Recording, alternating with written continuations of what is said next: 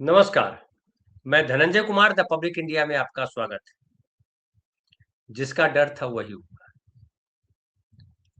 बिहार के पटना के बांकीपुर सीट पर बीजेपी हार गई। 1995 से बीजेपी वहां नहीं हारी थी, ऐसा लोग बीजेपी के लोग ही बता रहे थे।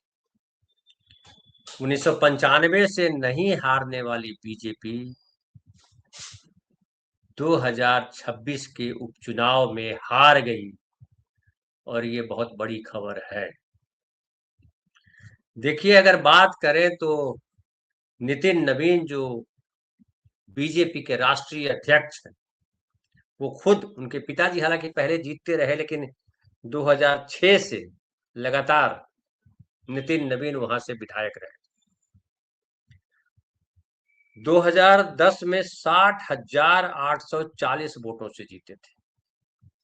2015 में 39,767 वोटों से जीते थे।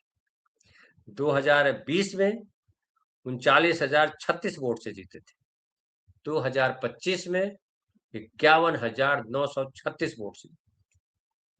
ये जो जीत का सारा रिकॉर्ड है वो नितिन नवीन के नाम है। नितिन नवीन ने बीच में इस्तीफा दिया और राज्यसभा सांसद बन गए, पार्टी के अध्यक्ष बनाए गए, राष्ट्रीय अध्यक्ष। और उसके बाद जो है ये सीट बेहद प्रतिष्ठा की सीट बन गई, चूंकि यहाँ से प्रशांत किशोर ने ऐलान किया कि हम यहाँ से चुनाव लड़ेंगे। लोगों को उम्मीद नहीं थी कि प्रशांत किशोर जीतेंगे। सबको लग रहा था कि बीजेपी के पास तो सारा साम दाम दंड भेद, नैतिक अनैतिक सब है, अजैविक, बीजेपी को कौन हरा सकता है। लेकिन बीजेपी हार गई। किसी भी राउंड में बीजेपी को बढ़त नहीं मिली, ये खास खबर है। और बीजेपी के जो नीरज कुमार हैं, वो 19,419 वोट से हार गए। और देखिए, कुल जो है वहां पे जो वोट पड़े प्रशांत किशोर को 64,151 वोट मिले, लगभग 49% वोट। जितने वोट दर्ज हुए थे उसमें से 49% वोट अकेले प्रशांत किशोर को मिले। और भाजपा के जो नीरज कुमार है उनको वोट मिले 44,827 वोट, यानी 34% के करीब। और राजद की जो रेखा रेखा गुप्ता जी थी उनको 14,273 वोट मिले, 10.95%, लगभग 11%। तो ये और कुल वो जो वोट पड़े थे वो 1,30,313 वोट पड़े थे। और देखिए कि बाकी जो वोट थे वो तो बहुत कम थे। नोटा को 646 वोट पड़े, बाकी कोई भी 25, हालांकि 25 उम्मीदवार खड़े थे, उनके अलावा कोई 1,000 वोट तक भी पहुंच नहीं पाया। चौथे स्थान पर मनोरंजन कुमार श्रीवास्तव, 993 वोट उनको मिले। तो बीजेपी का जो प्रशांत किशोर जो कह भी रहे थे, हमने कल दिखाया भी था आपको, कल हमारे वीडियो में आपने देखा होगा। प्रशांत किशोर कह रहे थे कि बीजेपी जो कह रही है कि हम अगर कुत्ते बिल्ली को भी लड़ा दें तो वो जीत जाएगा, ऐसा हारेंगे कि फिर ऐसा कहने की कभी हिम्मत नहीं करेंगे। हमने कल ये उम्मीद जताई थी कि प्रशांत किशोर जीत जाएंगे, बीजेपी हार जाएगी, क्योंकि आम लोगों ने बीजेपी के खिलाफ वोटिंग की। कई लोग कह रहे हैं कि अब तो मान लीजिए कि बीजेपी बेईमानी नहीं करती है, चुनाव आयोग बेईमानी नहीं करता है। नैरेटिव बनाने में बीजेपी से कौन आ गया। हालांकि रिपोर्ट ये भी है कि जो काउंटिंग हो रहा था उसमें पहले कहा गया था कि 32 राउंड में काउंटिंग होगी, उसके बाद दिखाया गया जो वेबसाइट है उस पर कि 36 राउंड में काउंटिंग होगी। फिर लास्ट में हुआ कि हाँ नहीं, सुबह वेबसाइट पे था कि 31 यानी 31 राउंड की काउंटिंग होगी। जिस दिन जब 31 राउंड पूरा हुआ तो पहले 32 और फिर 36 राउंड काउंटिंग दिखाई जाने लगी कि अभी 32 या 36 राउंड काउंटिंग होगी। पहले 32 दिखाया, फिर 36 दिखाया, और बाद में फिर 32 राउंड की काउंटिंग दिखा दी। तो ये गड़बड़ी क्यों हुई? लेकिन एक दिलचस्प ये है कि इतनी भारी वोटिंग हुई प्रशांत किशोर के पक्ष में। एक तरह से कहिए कि जो राजद की उम्मीदवार थी, राजद की नहीं, केवल राजद और कांग्रेस दोनों की उम्मीदवार थे रेखा कुमार, पिछले 2025 के चुनाव में उनको 44,000 के करीब वोट पड़े थे और हार गई थी। दूसरे स्थान पे थी रेखा कुमारी, रेखा गुप्ता, बनिया वोट। लेकिन इस बार उनको 10 से 11,000 वोट मिले। जाहिर है उनका वोट कहाँ गया? उनका वोट जो है प्रशांत किशोर को मिला। और यहां तक कि कहा जा रहा है, हमने भी कल बताया था, अब भी कहा जा रहा है, लोग कह रहे हैं चुनाव काउंटिंग के बाद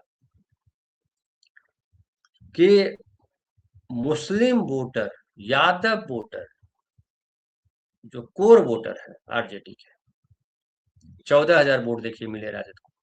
तो मुस्लिम और 30,000 वोट तो घट गए यहीं पे। तो मुस्लिम वोटर,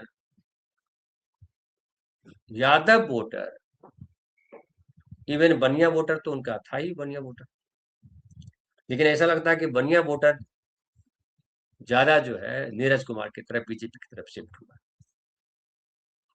लेकिन मुस्लिम और यादव इन दोनों ने भी वोट किया, और बाकी वो चूंकि ब्राह्मण है वो उनको भी वोट किया।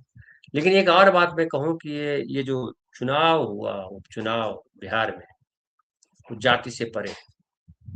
और उसका एकमात्र मुझे जो मकसद दिखाई पड़ता है, मतलब उसका जो फलाफल है, जो परिणाम आया है, उसका क्या संकेत है, तो वो संकेत ये है कि बीजेपी से लोग भारी तौर पे नाराज हैं, बीजेपी को देखना नहीं चाहते।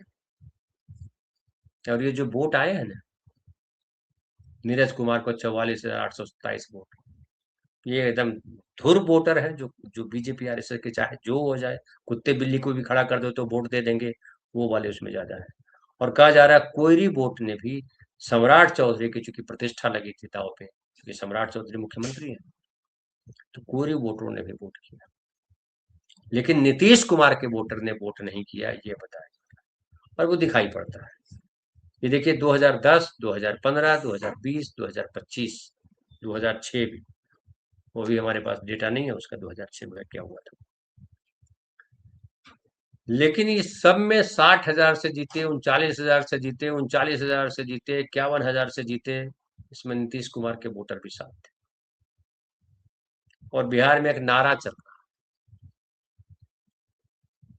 वो नारा है विदाउट नीतीश बीजेपी फिनिश। और ये नारा हवा में नहीं है। आप याद कीजिए 2005 में नीतीश कुमार की सरकार बनी थी, बीजेपी साथ थी, और तब से लगातार 2025 तक नीतीश कुमार के पीछे खड़ी रही बीजेपी। जब जब नीतीश कुमार साथ रहे, बीजेपी सत्ता में रही। जब जब नीतीश कुमार साथ नहीं रहे, बीजेपी सत्ता से बाहर हो गई। तो कह सकते हैं कि बीजेपी ने नीतीश कुमार की पीठ पर चढ़ करके सत्ता सुख भोगा। और अब जब नीतीश कुमार को किनारे कर दिया, उनकी जो तबीयत गड़बड़ है, वो अब उस जो बीमारी का जो असर है वो भूल जाते हैं, जो क्या बोलते हैं उनका जो पकड़ नहीं रही, वो तो अलग है। लेकिन फिर भी 2025 के चुनाव में लोगों ने नीतीश कुमार के चेहरे पर वोट किया था, और पिछड़ा, अति पिछड़ा दलित वोट जो है वो नीतीश कुमार के साथ कंसोलिडेटेड था। बीजेपी के ज्यादातर जो विधायक जीते वो सवर्ण वोट थे, 40% के करीब जो उसके सवर्ण उम्मीदवार थे जो जीते बीजेपी के। लेकिन नीतीश कुमार का जो कैंडिडेट सब जीता, जो विधायक बने, उसमें से सबसे ज्यादा पिछड़े, अति पिछड़े दलित थे। वो वोटर क्या बीजेपी के साथ रहेगा, ये बड़ा सवाल है। ये भी बड़ा सवाल है कि जो प्रदर्शन हुआ, जो डंडे चले, क्या केवल उसी का असर है ये? मैं कहूंगा नहीं। बीजेपी पिछले कई सालों से अहंकार में डूबी हुई पार्टी, उसको पता है कुछ भी करेंगे हम, जो भी नैरेटिव बनाएंगे वो नैरेटिव हमारा चलेगा और हम जीत जाएंगे। और गटर मीडिया इसमें अहम रोल निभाता है। इसलिए देखा होगा आपने कि बिहार में जब आंदोलन में गटर मीडिया के पत्रकारों को पीटा गया, दौड़ाया गया, और ये भी संकेत है कि बीजेपी से लोग केवल नाराज नहीं है, बल्कि बीजेपी के जो सपोर्टर हैं, जो अंधभक्त हैं, उनसे भी लोग नाराज हैं। प्रशांत किशोर की जीत जो है, हालांकि मैं कहूं कि प्रशांत किशोर अकेले अभी सीट पे हैं, जीत करके आए हैं। कहाँ बैठेंगे? विपक्ष में तो बैठेंगे, लेकिन क्या कांग्रेस और आरजेडी के साथ बैठेंगे? नहीं बैठेंगे, अकेले बैठेंगे। और यहां से एक सीट से बिहार के नेता बनने तक का सफर जो है, आसान सफर नहीं। प्रशांत किशोर जिस जात से बिलोंग करते हैं, भले यह इस सीट पर जो है तमाम लोगों ने जाति और धर्म की सीमा को तोड़ करके वोट किया प्रशांत किशोर को, लेकिन क्या आने वाले समय में जब पूरे बिहार में चुनाव होगा तो जाति और धर्म से परे हट करके लोग वोट करेंगे? नहीं करेंगे। प्रशांत किशोर ब्राह्मण समाज से है, ब्राह्मण जाति के हैं। और ब्राह्मण जाति का मतलब होता है कि जब ये क्लिक कराया जाएगा, वो बीजेपी भी कराएगी, वो कुछ और दूसरी पार्टी भी कराएगी, तो जो सामाजिक न्याय की जमीन है, जो बिहार इतने लंबे समय से जो पिछड़ा, दलित, अति पिछड़ा, अल्पसंख्यक, सब नीतीश कुमार ने भी जो शासन किया उसमें अल्पसंख्यक साथ थे। नीतीश कुमार को कितने लोगों ने वोट किया, कितने लोगों ने वोट नहीं किया, वो अलग विषय है, लेकिन अल्पसंख्यक जो है वो सुरक्षित थे। जाति और धर्म की राजनीति उस तरह से नहीं हुई।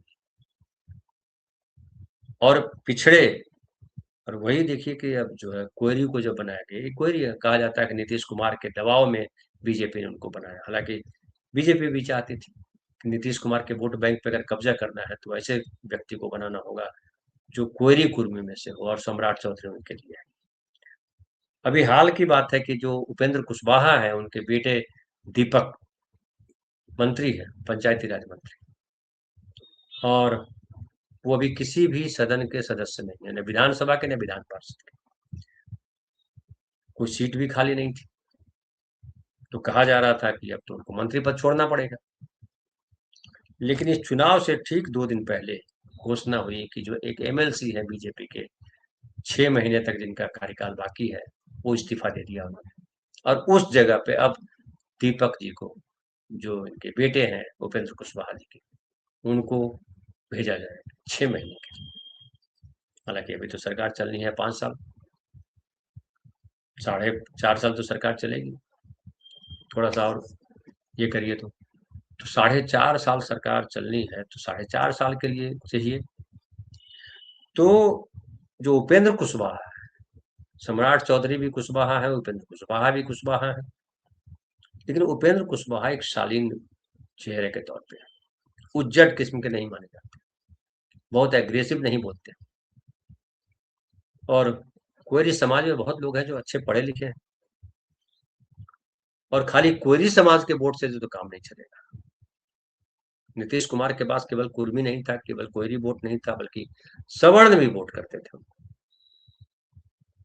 क्या सम्राट चौधरी के कंधे पर चढ़ करके बीजेपी सारे वोटों को जमा कर पाएगी?